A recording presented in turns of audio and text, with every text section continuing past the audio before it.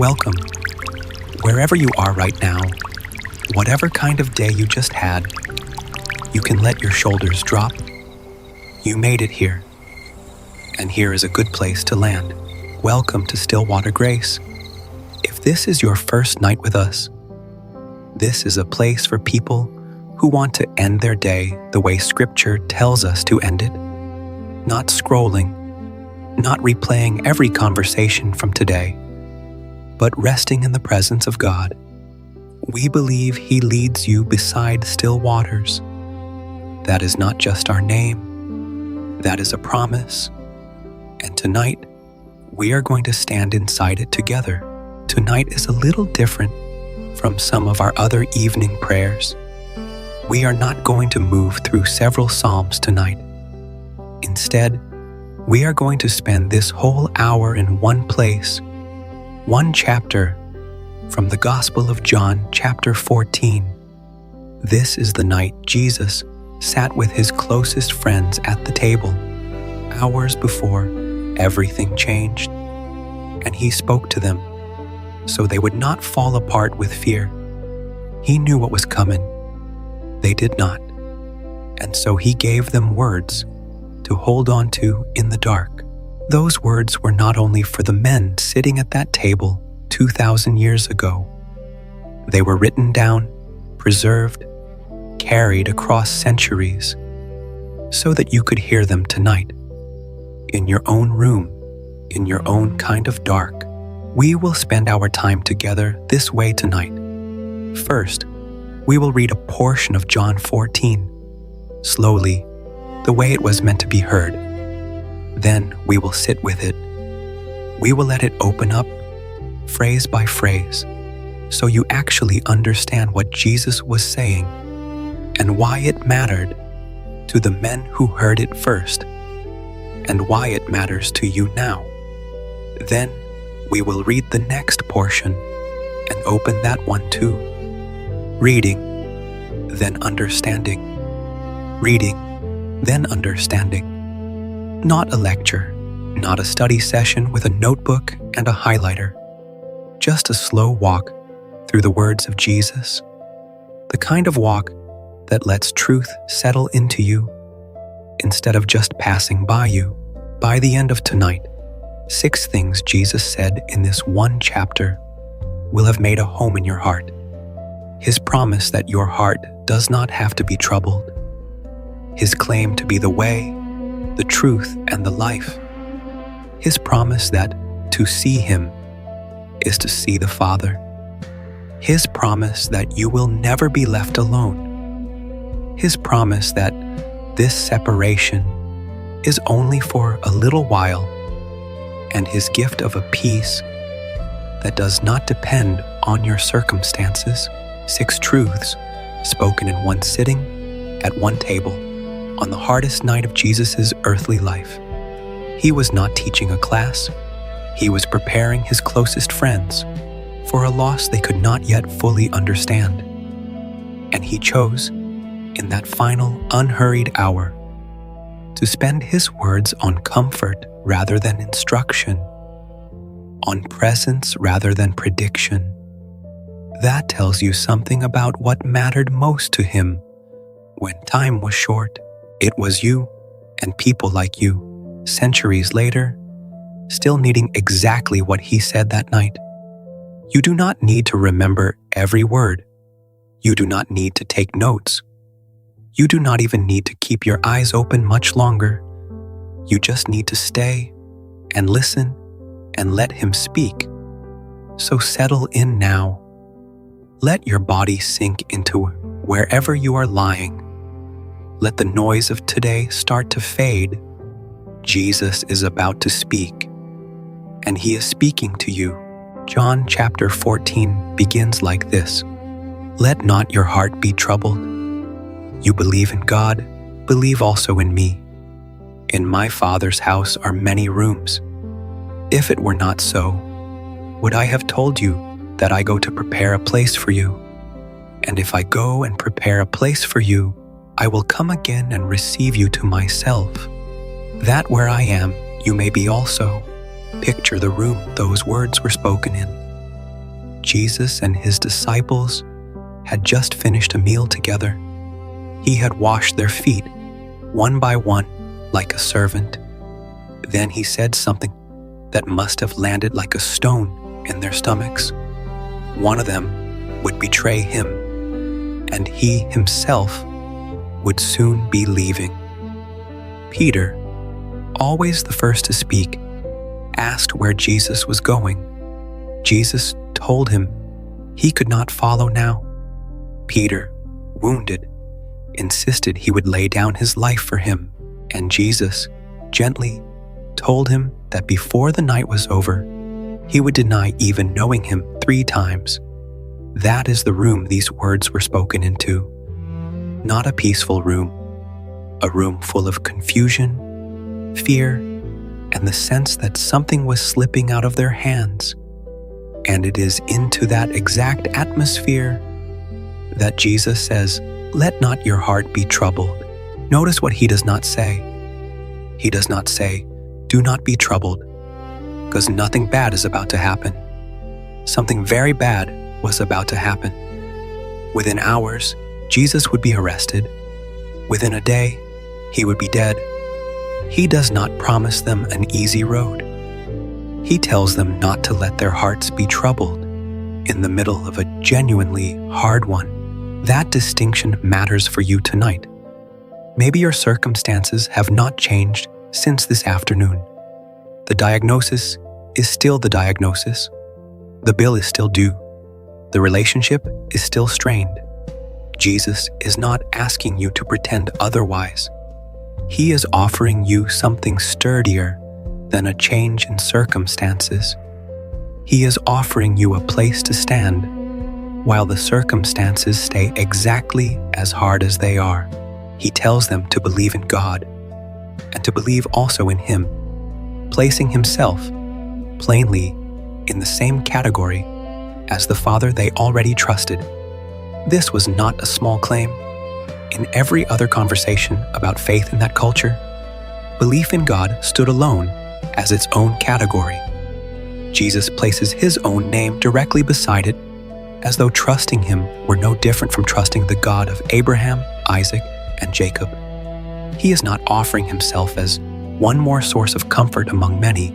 He is asking to be trusted the same way you already trust God, with the parts of life you cannot control. Then He gives them something concrete to hold on to. My Father's house has many rooms. I am going to prepare a place for you. This was not vague comfort. In that culture, when a son was preparing to marry, he would go and build or prepare an additional room onto his father's house for his bride. It could take months. The bride did not know the exact day he would return for her, only that he was coming, and that he was, at that very moment, preparing a place with her in mind. That is the picture Jesus hands His disciples. I am not disappearing.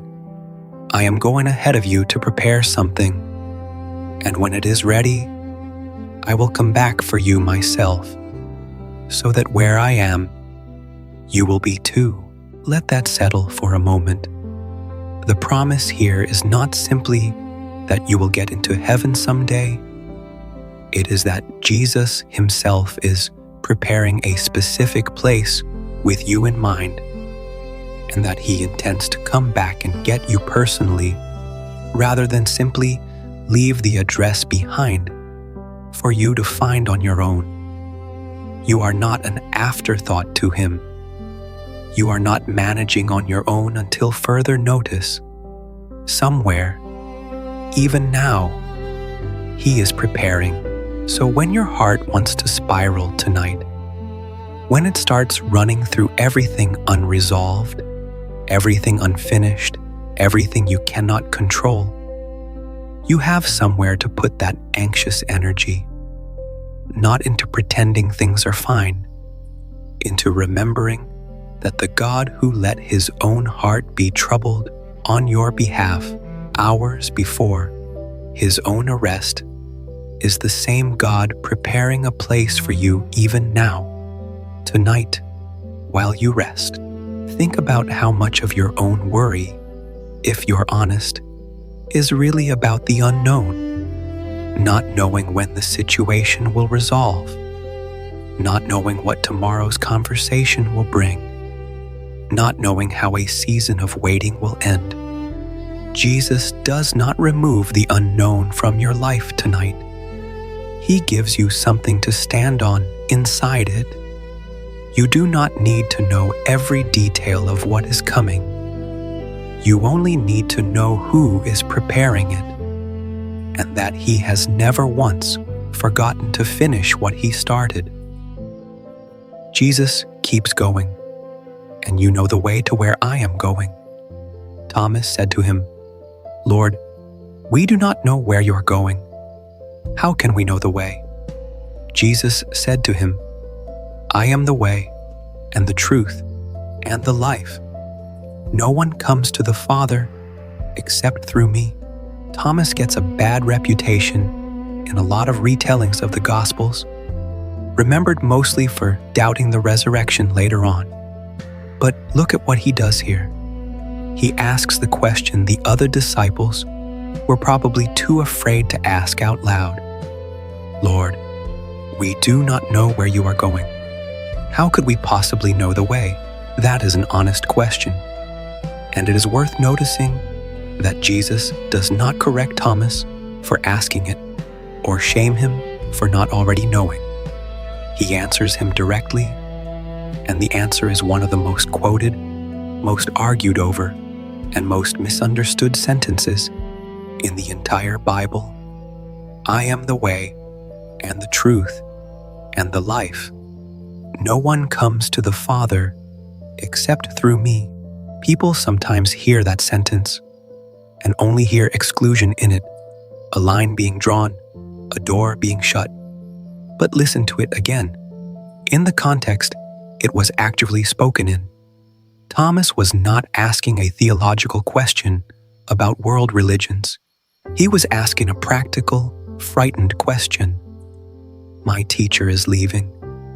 I do not know where he is going. How do I get there too? And Jesus answers him the way you would answer someone who was lost and afraid, not with a set of directions, but with himself. He does not say, here is a map. He says, I am the way. You do not need a system of instructions to follow. After I am gone, you need me. Wherever I am, that is where the way leads. The way, the truth, and the life, 3 words. But really one claim said 3 ways. He is not offering a way among several ways, a truth among competing truths, a kind of life among other options. He is saying that the road you are looking for is not a philosophy or a set of rules. It is a person. Take each word slowly. The way, because you were never meant to find your own path through this life by trial and error alone. So many of us have spent seasons trying to reason our way to peace, trying to think hard enough or plan carefully enough that the anxiety would finally lift. Jesus says the way is not a strategy you perfect. It is a person you follow. The truth, because in a life full of conflicting voices, some of them coming from other people, some of them coming from your own tired mind late at night, you need something solid to measure them against. Not every thought that enters your head tonight is true, even the ones that feel convincing. Jesus does not just tell the truth. He is the standard by which every other voice can be tested. The life, because so much of what exhausts us is not actually alive. Worry is not alive. It only repeats itself. Regret is not alive. It only replays the past. Jesus offers something that grows, that moves forward, that is not stuck in a loop. Life, real life, the kind that is not just breathing but flourishing, is found in Him. If part of you feels lost tonight, unsure which decision is right, unsure how a season of your life is going to resolve, Take Thomas's honesty as permission for your own. You do not have to already know the way. You only have to know the one who is the way, and let him lead from here. This is worth remembering the next time you lie awake, trying to plan your way out of a hard season. Planning has its place, but it was never meant to carry the full weight of your peace. Somewhere along the way, many of us started treating certainty as the thing that would finally let us rest, believing that once we had the whole path figured out, the anxious feeling would leave. Jesus offers something different tonight. Not a finished plan, himself, walking with you through a plan that has not finished unfolding yet. A kind of rest becomes available the moment you stop needing to see the whole staircase before taking the first step. You do not climb an entire staircase in a single glance. You take one stair, and then the next becomes visible. Faith tonight can look exactly that small, not a leap into the dark, a single ordinary step, taken because the one leading you already knows where the staircase goes. Jesus adds one more layer to this. If you had known me, you would have known my Father also. From now on, you do know him and have seen him. Philip said to him, Lord, show us the Father, and it is enough for us. Jesus said to him, Have I been with you so long, and you still do not know me, Philip? Whoever has seen me has seen the Father. How can you say, Show us the Father? Do you not believe that I am in the Father, and the Father is in me? Philip's request sounds almost childlike. Show us the Father, and it will be enough. There is something honest in that plea. Philip is not asking for a theory about God. He is asking to see him plainly, the way you might long to simply see the face of someone you love and trust, rather than just hear descriptions of them secondhand. Jesus' answer carries a note of tenderness, mixed with a gentle kind of surprise. Have I been with you so long, and you still do not know me? He is not frustrated the way you might be frustrated with a stranger who keeps missing the point. This is closer to the way you might speak to someone you have walked beside for years, wondering why they have not yet noticed what has been in front of them the whole time. Whoever has seen me has seen the Father. Sit with that claim for a moment. The disciples had spent 3 years wondering what God the Father was actually like, distant or demanding or kind. Jesus tells them, Stop wondering. Look at me. Everything you have seen me do.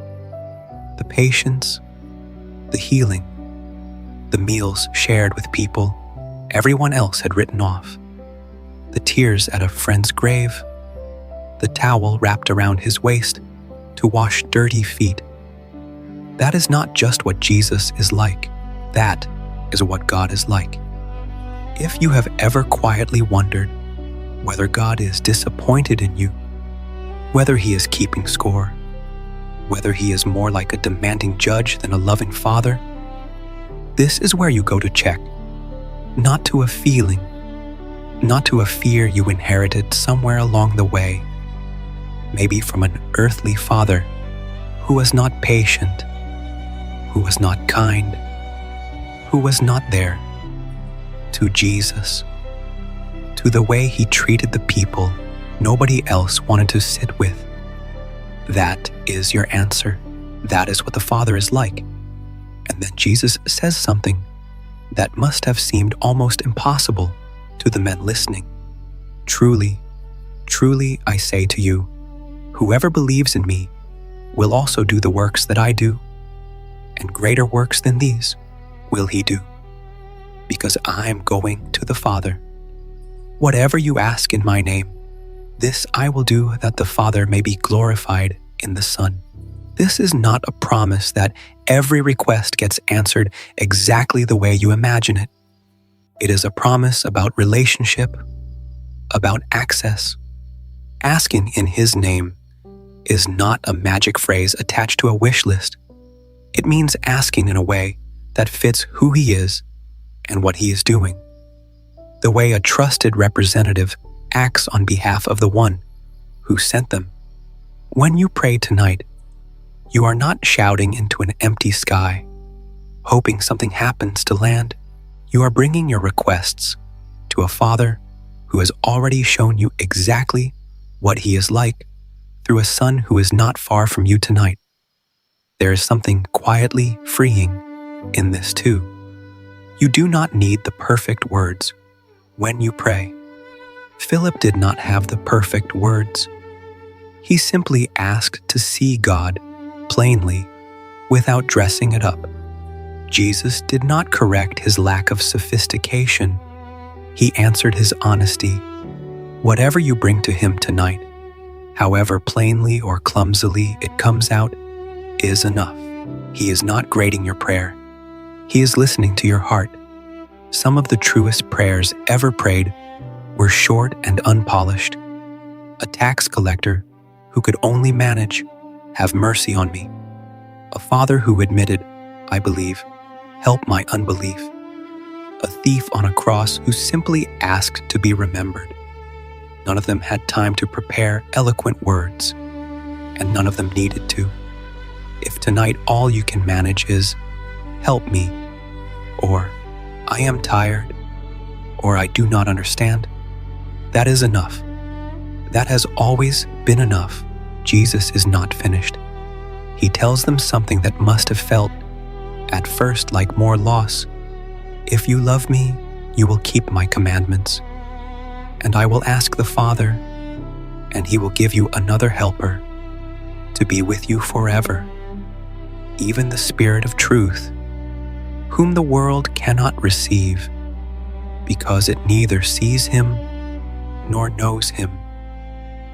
You know Him, for He dwells with you and will be in you.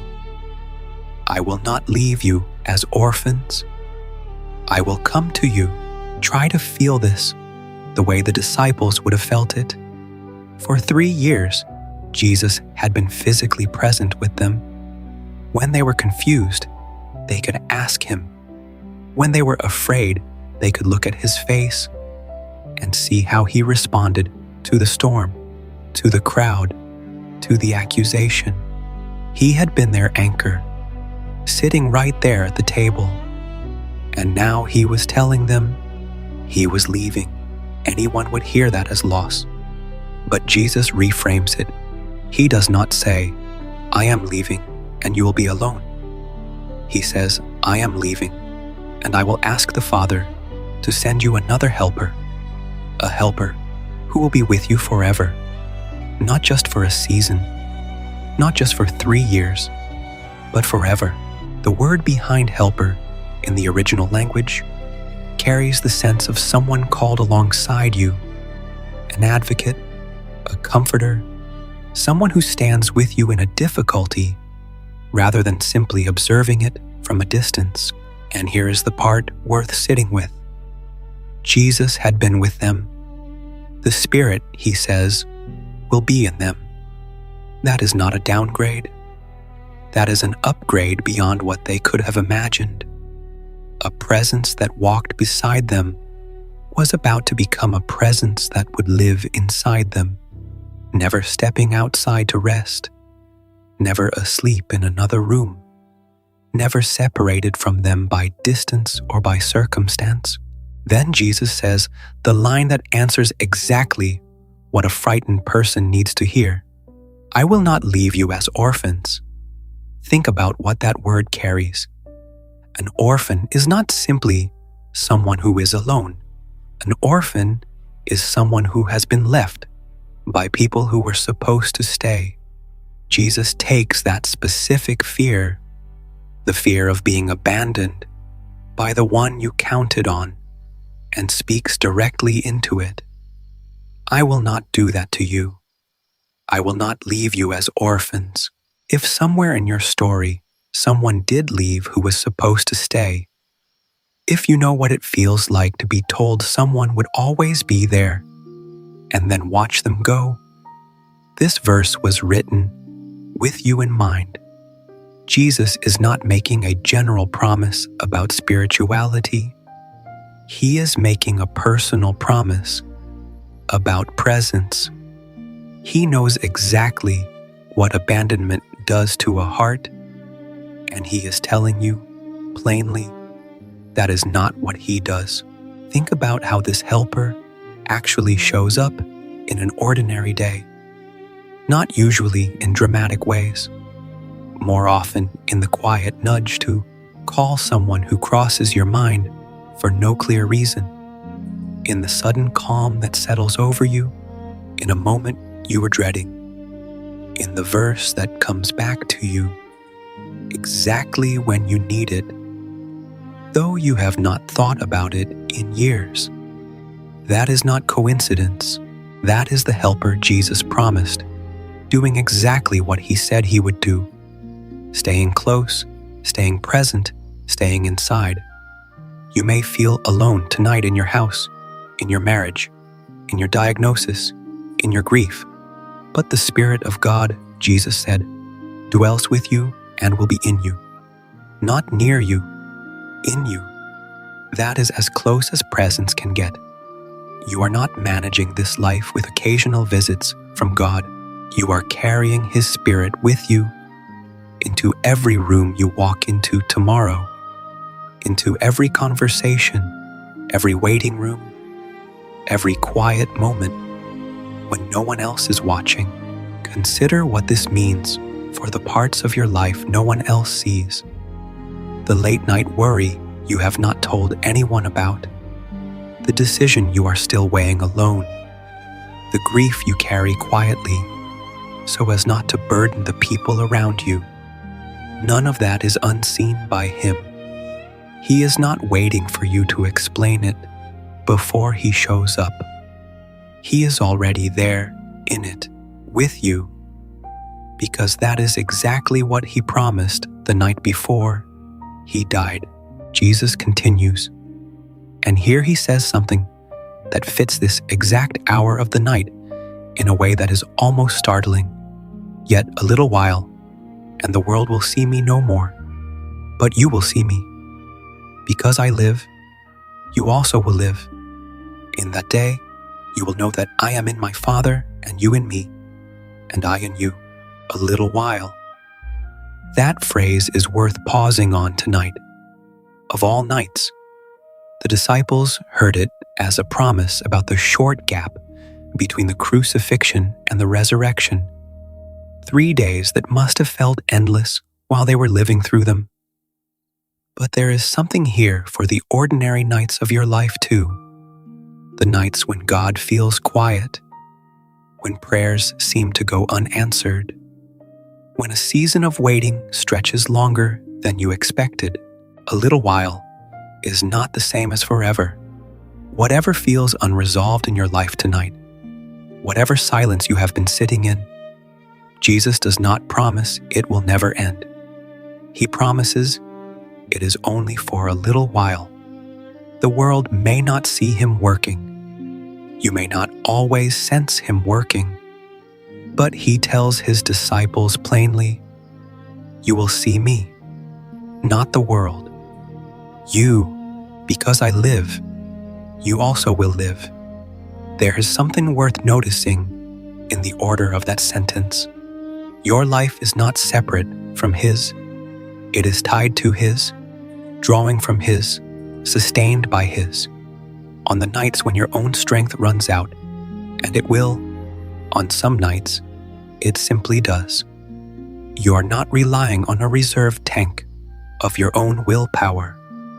You are relying on His life, which does not run dry the way yours sometimes does. Then Jesus adds something almost overwhelming in its intimacy. In that day, you will know that I am in my Father, and you in me, and I in you. Read that slowly. Jesus in the Father, you in Jesus, Jesus in you. It is not a single connection, one line reaching from heaven down to you. It is a web of belonging, each part held inside the other, so that you are never simply near God. You are inside a relationship that already includes the Father and the Son, welcomed into something that existed before you were ever born. He continues, "Whoever has my commandments and keeps them, he it is who loves me, and he who loves me will be loved by my Father, and I will love him and manifest myself to him." Judas, not Iscariot, asked him, "Lord, how is it that you will manifest yourself to us and not to the world?" Jesus answered him, "If anyone loves me, he will keep my word, and my Father will love him, and we will come to him and make our home with him." Notice that last phrase, "We will come to him and make our home with him." Not visit, make a home. The same God who is preparing a room for you in his house is also, right now, making his home in yours. This is not a distant, occasional God who checks in from time to time. This is a God who moves in, who stays, who treats your ordinary, unfinished life as a place worth living in permanently. There is comfort in this for the ordinary, unremarkable parts of your life too. Not just the crisis moments. God is not only present for the hospital rooms and the hard conversations. He has made his home in the everyday rhythm of your life. The drive to work, the dishes in the sink, the quiet hour before you fall asleep. A home is not a place someone visits for the big occasions. It is a place they live in through all the ordinary days in between. Think of the difference between a guest and a resident. A guest keeps their coat on. A resident unpacks, settles in, learns where everything is kept. Jesus is telling his disciples and telling you that God has unpacked his life inside you. He is not perched near the door, ready to leave the moment things get difficult. He has settled in for good. Now Jesus arrives at the words this chapter is most remembered for. "Peace I leave with you, my peace I give to you. Not as the world gives do I give to you. Let not your hearts be troubled, neither let them be afraid." He began this chapter telling them not to let their hearts be troubled. Now, near the end of this same conversation, he says it again, and this time, he tells them exactly how it is possible. "Peace I leave with you. My peace I give to you." Notice the two verbs, leave and give. A gift you leave behind is different from a gift you carry with you and then take back. When Jesus says he leaves his peace, he means it stays. It does not depend on his physical presence in the room with you. It is not a mood he generates while he is near, and that evaporates the moment he steps away. It is something transferred, something now yours to keep, something that remains even on the nights he feels far away and you cannot sense him at all. Then comes the line worth reading twice. "Not as the world gives do I give to you." The world's version of peace usually depends on circumstances lining up. Peace, in most people's experience, means the conflict got resolved, the money came through, the test results came back clear, the relationship healed. That is a real kind of relief. But it is fragile because it depends entirely on the world staying arranged the way you need it to be arranged. One phone call can take it away. Jesus is offering something categorically different, a peace that does not wait for your circumstances to resolve before it shows up, a peace that can sit in the same room as an unresolved diagnosis, an unpaid bill, a fractured relationship, and remain undisturbed, not because the pain is not real, but because the peace was never built on the absence of pain in the first place. It was built on Him. Think about where Jesus was standing when He said this, hours from His own arrest, knowing exactly what the next day would cost Him physically, and He is the one handing out peace, not receiving it. This is not the promise of someone who has never suffered, offering theoretical comfort from a distance. This is the promise of someone who was about to walk into the worst night of his life, and who wanted his friends and you to have what he had if he could carry that kind of peace into that kind of night. His peace is not too small for whatever you are carrying tonight. That is why He can say, in the very next breath, "Let not your hearts be troubled, neither let them be afraid." The same instruction from the opening of the chapter, but now backed by everything we have walked through together tonight. Not a suggestion to simply try harder at feeling calm, an actual gift, already given, already yours, sitting inside you, whether you feel it in this exact moment or not. Peace and fear cannot fully occupy the same space at the same time. One of them will be in charge. Jesus is not asking you to eliminate every hard fact from your life before you are allowed to feel peace. He is telling you that peace has already been placed inside you, and your part tonight is simply to stop crowding it out with fear that was never yours to carry in the first place. Think about what it would look like tomorrow to actually walk in this, not a dramatic transformation, something smaller and steadier, a pause before you let the first anxious thought of the morning take over, a breath before you respond to the message that usually makes your stomach tighten. That pause is where His peace has room to speak. It has been given to you already.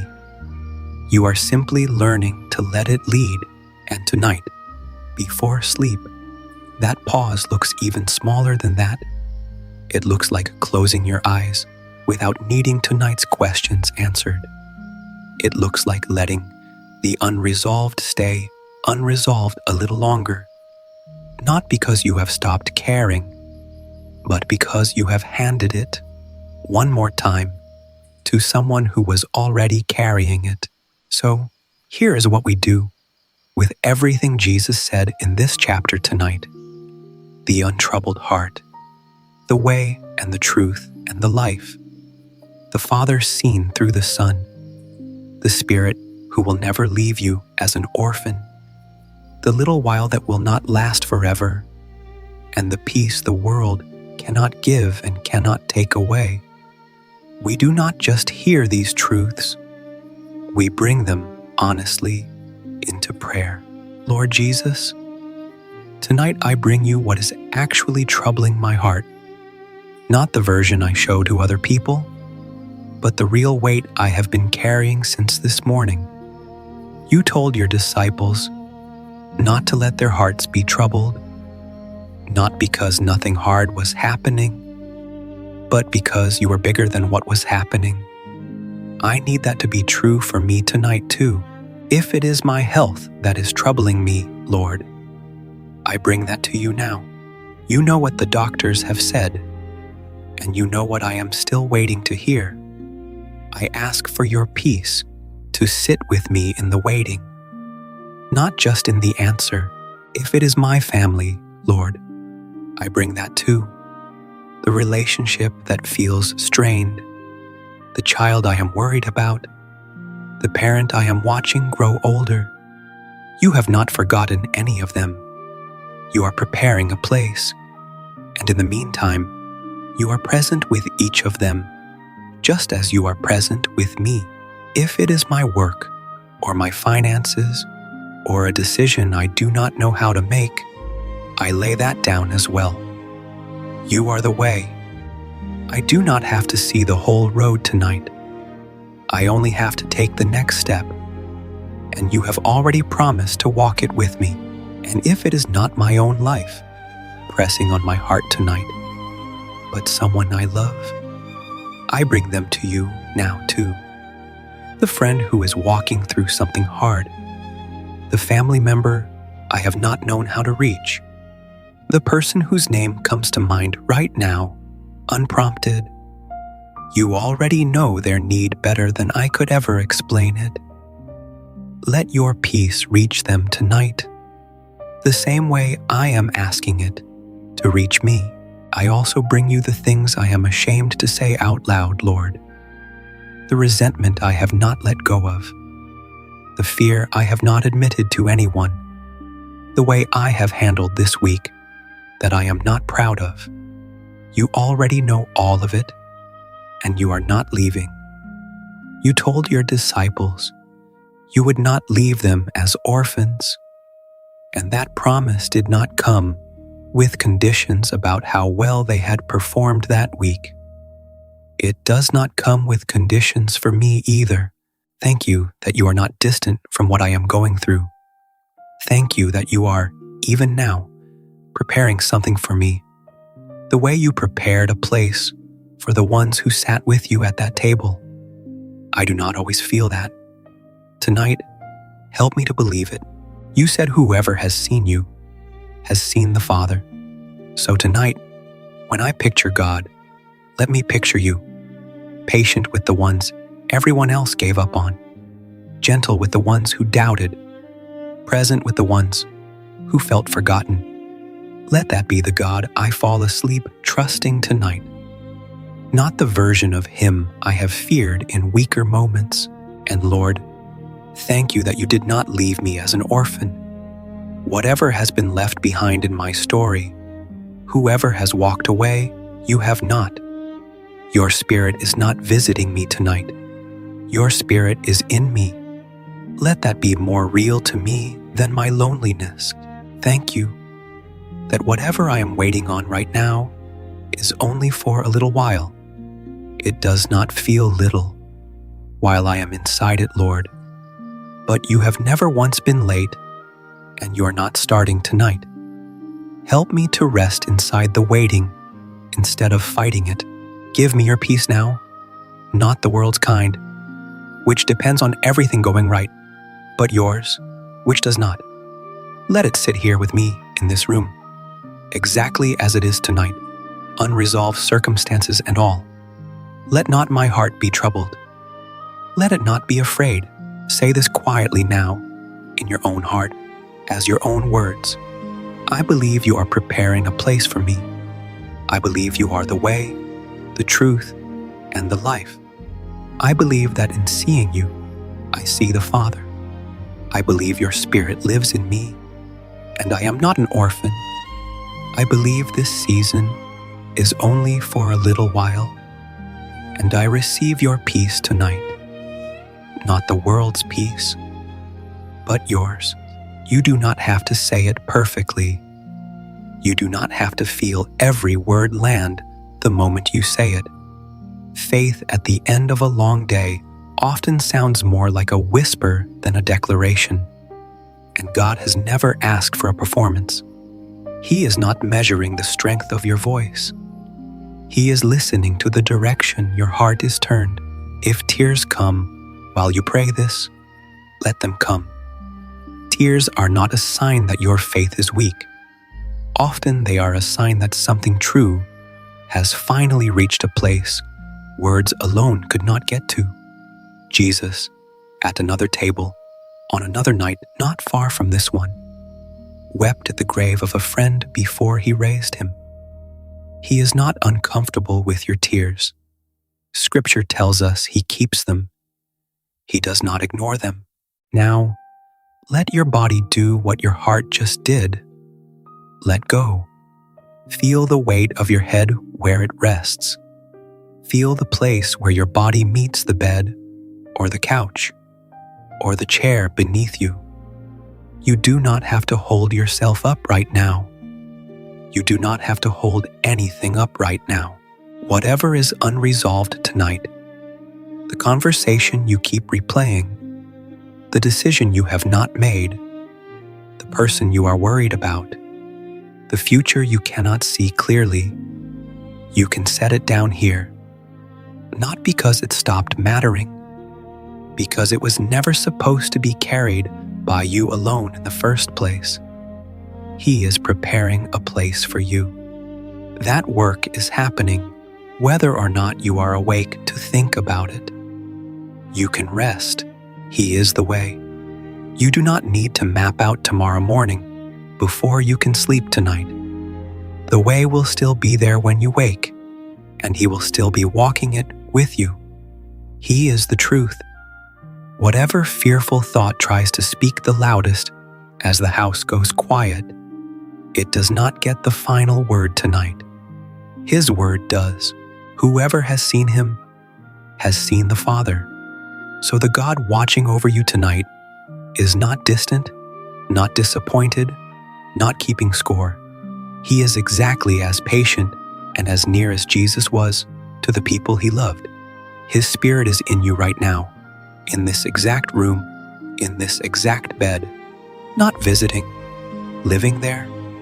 You are never, for one moment tonight, unaccompanied. Whatever season you are in, it is only for a little while. This night will end. This waiting will end. Morning always comes, and His peace, the kind the world did not give you and cannot take from you, is already yours. You do not have to manufacture it. You do not have to work yourself into feeling it. You only have to stop fighting long enough to notice it is already here. Let your thoughts loosen their grip on today. Let the last words in your mind tonight be His, not your own. Notice, one more time, how much has actually been given to you tonight. Not advice, not a technique. A person who prepares, who leads, who reveals the Father, who stays, who waits with you through the little while, who leaves peace behind Him, like something you can hold in your hand. You did not have to earn any of it. It was already yours before tonight began. You are only now remembering it. You can close this chapter of your day the same way the disciples closed that meal, unsure of everything that was coming, but certain of the one who was leading them into it. They did not have tomorrow figured out either. They simply trusted the voice at the table. You can do the same tonight in this room. However uncertain tomorrow still looks from here. Let not your heart be troubled. Let not your heart be troubled. Let not your heart be troubled. Rest here as long as you need. There is nowhere else you have to be, and nothing else you have to solve before morning. He has it. He has had it the whole time. If you're new here, welcome. Subscribe to Stillwater Grace and turn on the bell so you never miss our morning and evening prayers together. Leave your prayer request in the comments below and let us know where you're watching from. Each place named becomes part of this family, one voice joining another, all resting beside the same still waters. When you read someone else's request, take a moment to pray for them too. That's what this family does. We carry each other before God, and if someone in your life needs to hear this today, send this to them. It could be exactly what they were waiting for. May the Lord keep you in His peace. May He lead you gently beside still waters. We'll meet here again for the next prayer.